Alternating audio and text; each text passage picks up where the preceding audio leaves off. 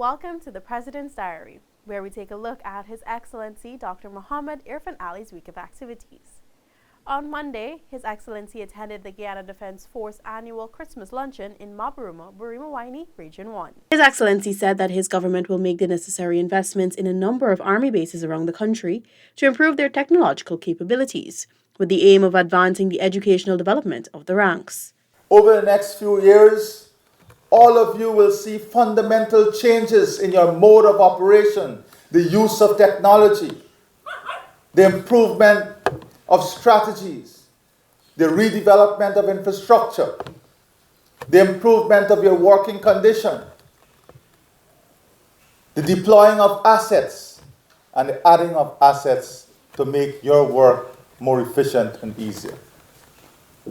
These are essential elements of the strategies moving forward. In keeping with the tradition that he started in 2020, the President also requested that the ranks nominate a male and female among themselves who they think are deserving of scholarships. The GDF was also praised for the meaningful part that they are playing in the development of the country. Later in the evening, President Ali took time out to interact with patrons at the Amazonia Mall in Providence on the east bank of Demerara.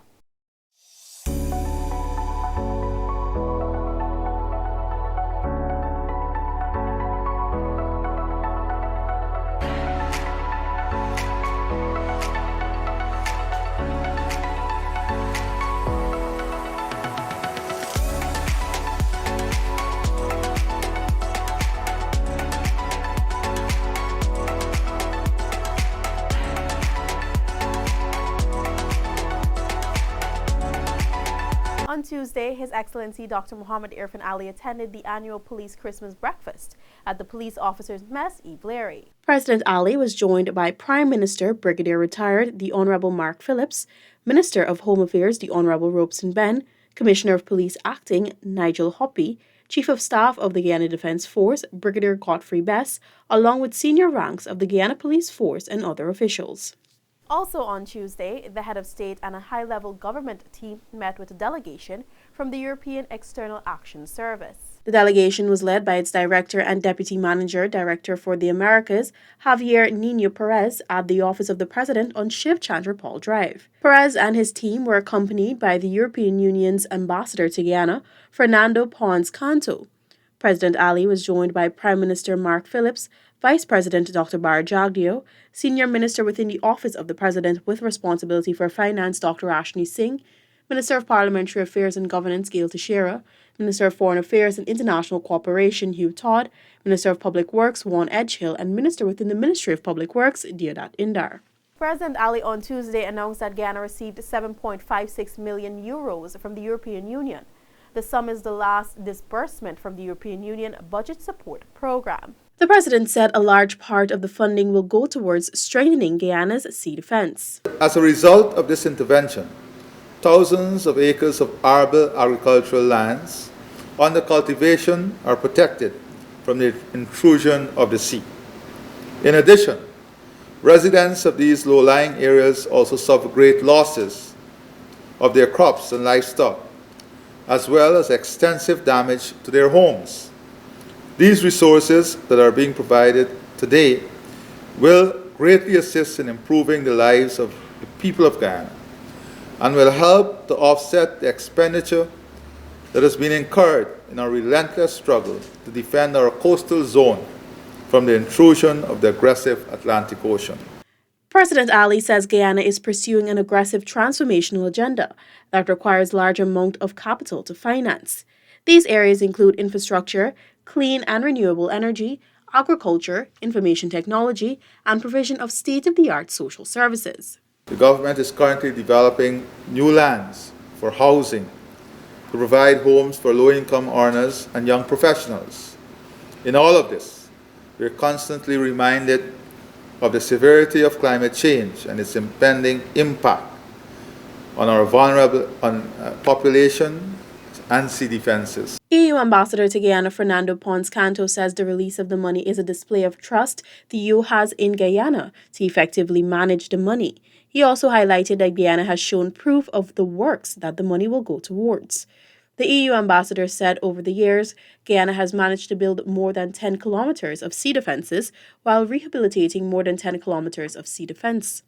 This, along with maintaining more than 60 kilometers of sea defenses and the planting of 6 new mangrove sites that protect Guyana from the rising sea levels.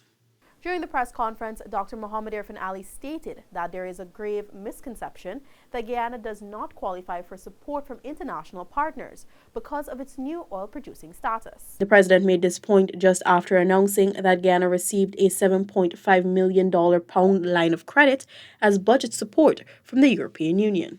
Yes, we are projected to grow tremendously and be a leading economy globally. But there is a transition time which brings with it a transition gap. And we are making the case that in that transition gap, Guyana still qualifies for concessional financing. We still qualifies for support from international agencies because the strong flow of revenue from the oil and gas sector would not occur immediately. Guyana currently has US $534 million in the Natural Resource Fund, but this is not significant compared to the revenue flows the government expects to receive when ExxonMobil ramps up production in the Stabroek Block in the coming years. While only one floating production, storage, and offloading vessel is producing offshore, it is expected that 6 will be operating simultaneously by 2027. His Excellency says Guyana will continue to accept support for projects geared at lifting up its most vulnerable communities. Dr. Ali, meanwhile, denied that Guyana's relationship with the EU is coming to an end. That is absolutely not the case. For a matter of fact, that is why we have such a high-level visit today, because the intention of this visit is to define the strategic way forward and the emerging challenges and opportunities, and for us to come up with a common framework and a plan as to how together the EU and Guyana will navigate the future. Later that evening, His Excellency hosted a dinner for the visiting delegation from the European External Action Service at State House. President Ali was accompanied by Prime Minister Mark Phillips, Vice President Dr. Bar Jagdeo, Minister of Parliamentary Affairs and Governance Gail Teixeira, Minister of Foreign Affairs and International Cooperation Hugh Todd, Minister of Public Works Juan Edgehill, Minister of Tourism, Industry and Commerce Onij Waldron, and Minister within the Ministry of Public Works Deodat Indar. The head of state also presented Mr. Perez with an art piece from well-known Guyanese artist Merlene Ellis. Dr. Mohamed Irfan Ali at a formal ceremony on Wednesday congratulated SBM Offshore for its 5-year milestone of operations in Guyana, as well as the opening of a new office. The president also urged key players in the oil and gas sector to acknowledge and understand the importance of local content as the foreign investment sector continues to grow and strive over the next few years. Fundamentally, we have to be able to understand the immediate needs of the economy in creating sustainable options, livelihoods, and jobs, and be able to finance those needs. Don't believe you can go and say, oh, let's put up the money and save it. We have to first of all create an environment and an economy that is strong, stable, and resilient, that requires investment. Congratulations, best of luck, and we hope that in your plans for the future, you will ensure that the local workforce is not only equipped, but integrally integrated in your business model. On Thursday, Dr. Ali received a courtesy visit from the United Kingdom's Shadow Secretary of State for Foreign, Commonwealth and Development Affairs, David Lammy, at State House. He was accompanied by Deputy High Commissioner of the United Kingdom to Guyana, Ray Davidson. Mr. Lammy, who was a Labour Member of Parliament, was born in North London to Guyanese parents. Under the Tony Blair administration, he served as Minister for Culture at the Department of Culture, Media and Sport. In the evening, His Excellency Dr. Mohamed Irfan Ali attended the Private Sector Commission's 2021 Christmas dinner at Roraima Duke Lodge.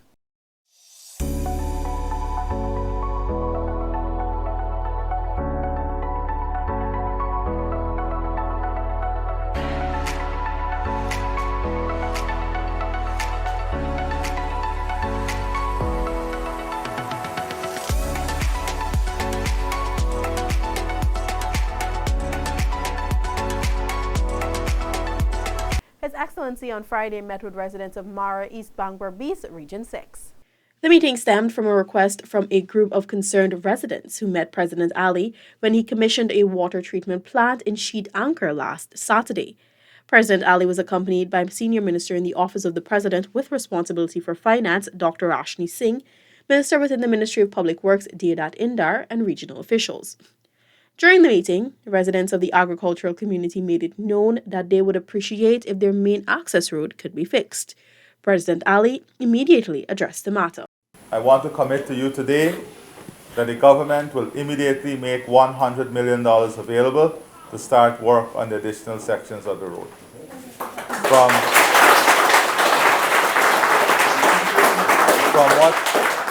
From what was told to me, we are designing a DBST road. We'll be doing this in-house through the Ministry of Public Works, what we call the force account. So we'll get more out of the resources that we'll spend. And this should give us 6 kilometers of DBST road. His Excellency said the construction of the road goes far beyond just having the road fixed. He said it would lead to increased production. If you have to justify this road based on financial assessment alone, it can't be justified. But when you look at the potential that exists in increasing production, then it becomes justifiable. Right. So we have to spend a lot of resources on the production aspect. With that, the president reiterated that his government is serious about agriculture and will be investing heavily in the area of food production. I don't want to preempt budget 2022, but I know that we'll be setting aside resources for the development of this very sector and many of the things that you spoke of. The incorporation of smart agriculture, technology, and support on infrastructure, building infrastructure, and capital expenditure for the farmers. He says his government wants to build an aquaculture industry and improve the swamp shrimp production in Region 6. It was highlighted that government is already supporting some farmers in the quarantine area to get their businesses off the ground. They are going to sit down with all the farmers who own lands. And we're going to situate the lands as to where they are. If you have lands along the sea, and these are lands that can be used for the swamp swim too, Chairman? Yes, and you're willing to come into the swamp swim project, we are going to help you to build the dams, put the equipment, build the dams, and bring you into the swamp swim project. If there are lands that you own that you want to put into aquaculture, we're going to discuss that with you in converting those lands into aquaculture. Apart from these announcements, President Ali called for accountability by contractors and officials in the region. This comes on the heels of a contractor failing to undertake rehabilitation on 3 kilometers of the Mara Road. Residents brought it to the attention of President Ali that the contractor has only worked 3 days in the month thus far. The project is to be completed by December 29.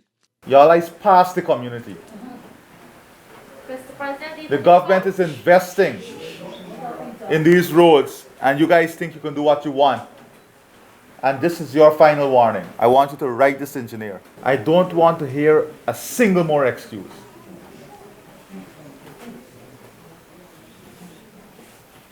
Where do you live?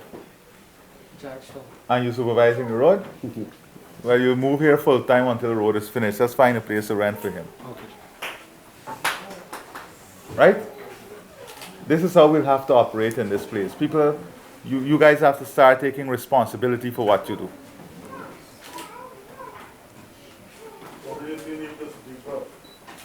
All month they can't work. I'm coming today, suddenly they have the speed and everything to work for 3 days. I am not going to sit back and watch people write this system anymore, you know. There will be consequences. In another instance, President Ali scolded an engineer who made promises to a community to fix a dam by placing tubes without there being funding or informing the ministers of public works. You can't come here and be dishonest to people. If you don't have the money in a budget or anywhere to buy the tubing, on what grounds you made a promise? Because you know what? You guys do what you want on the ground and the government gets the blame at the end of the day. The next time people promise things that are not in the budget or resources are not available, we will take their salary and finance those promises.